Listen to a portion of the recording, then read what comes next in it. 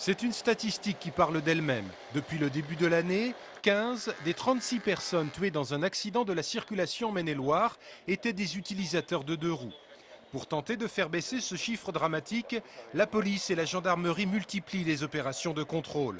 Ce matin, c'était notamment le cas boulevard du Bon Pasteur à Angers, avec en particulier tout un arsenal destiné à vérifier la conformité des véhicules.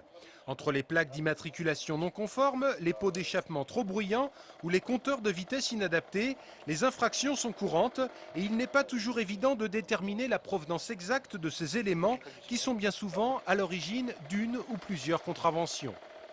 Souvent, les gens rechignent un peu à dire où ils ont récupéré. C'est souvent un ami d'amis, c'est du passage de main. Donc c'est vrai que c'est difficile d'agir et de savoir après qui est responsable, en tout cas, de la mise en circulation de ces deux roues qui ne sont pas en conformité.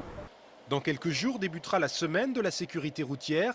Celle-ci se déroulera du 16 au 22 septembre. Quelques nouvelles opérations de contrôle des deux roues ne sont pas à exclure à cette occasion.